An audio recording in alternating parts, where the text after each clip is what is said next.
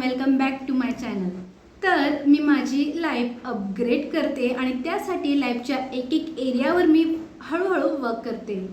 तर सगळ्यात आधी मी वर्क केलं होम या लाईफ एरियावर।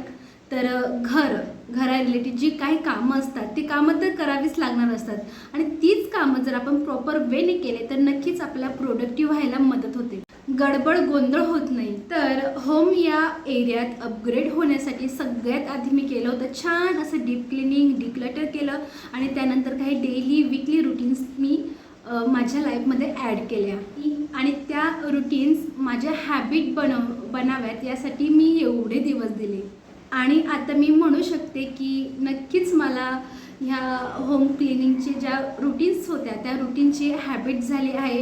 त्या क्लिनिंगची जी फिलिंग असते ना त्या फिलिंगची मला सवय झाली आहे। सो माझ्या ज्या रुटीन्स होम एरिया रिलेटेड ज्या काही रुटीन्स होत्या ज्या होम एरियात मला अपग्रेड करण्याला मदत करतील ते जर व्हिडिओज जर तुम्ही बघितले नसतील तर नक्कीच माझी अपग्रेडिंग एंटायर लाईफ ही जी प्लेलिस्ट आहे ती तुम्ही चेक करू शकता। Now it's time to work on second life area. तर आजूबाजूचं छान असं क्लीन सुंदर ऑर्गनाइज केल्यानंतर वेळ आहे स्वतःला सुंदर टापटीप बनवण्याची। तर नेक्स्ट जो लाईफ एरिया आहे तो म्हणजे ॲपिअरन्स।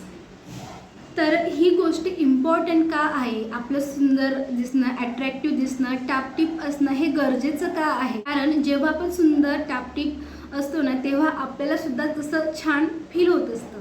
जर छान टापटीप दिसणं आणि छान असं फील करणं याचे जे तार असतात ना ते एकमेकांशी कनेक्टेड असतात।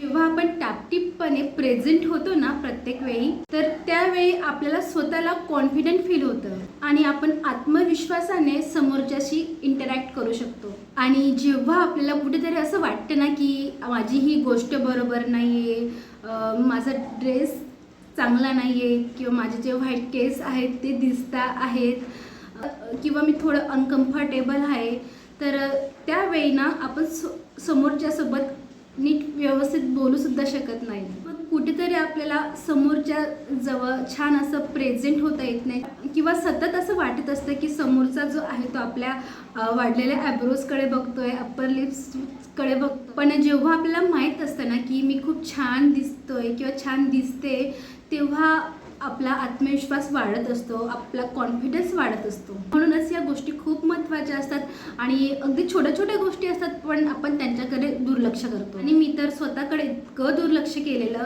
जर कोणी अचानकपणे जर आलं तर त्या व्यक्तीला जो माझा अवतार दिसायचा ना तो एखाद्या भिकारीसारखा किंवा एखाद्या ड्रग ॲडिक्ट मुलीसारखा दिसत होता। कोणतेही जे आवडतही नाही असे कपडे घालायचे, ना केसांची काळजी घ्यायची ना स्किनची काळजी घ्यायची। पण खरं म्हणजे ना जर एखादी व्यक्ती मनातूनच दुःखी असेल ना तर मग तिला असं सजायला सवरायचं असं त्याचं मनच नाही करत। पण जर आपण सजायला सवरायला लागतो, वेल ग्रूम राहतो तर अचानकपणे काही चेंजेस व्हायला लागतात, मनात चेंजेस व्हायला लागतात। स्किन केअर करणं, वेल ग्रूम राहणं हे एक सेल्फ लवचं मोठं साईन आहे। आणि जर आपण हे स्किन केअर किंवा हे करत नसू, वेल ग्रूम राहत नसू तर नक्कीच आपल्यात सेल्फ लवचा अभाव आहे।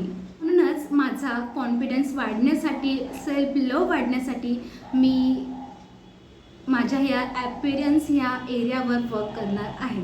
तर ॲपिअरन्समध्ये काय काय येतं तर तुमचे हेअर्स कसे आहेत, कसे मॅनेज आहेत, म्हणजे तुम्ही केसांची काळजी कशी घेताय, स्किन केअर किंवा कपडे ह्या सगळ्याच गोष्टी ज्या येतात त्या ॲपिअरन्समध्ये येतात।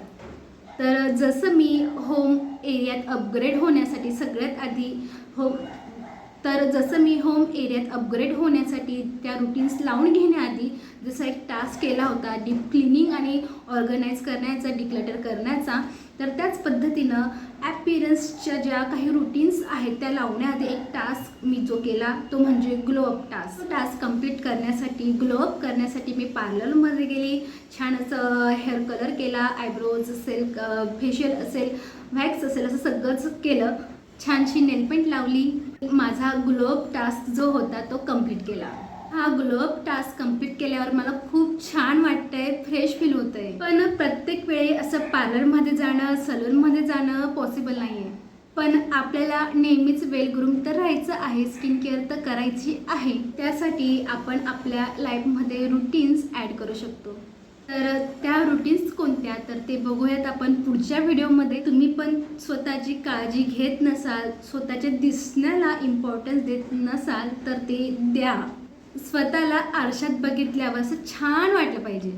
तुम्ही पण हा ग्लो अप टास्क जो होता तो करा, पार्लरमध्ये जाऊन करा, घरी करा. तर भेटूया पुढच्या व्हिडिओमध्ये. तोपर्यंत बाय बाय, राम राम.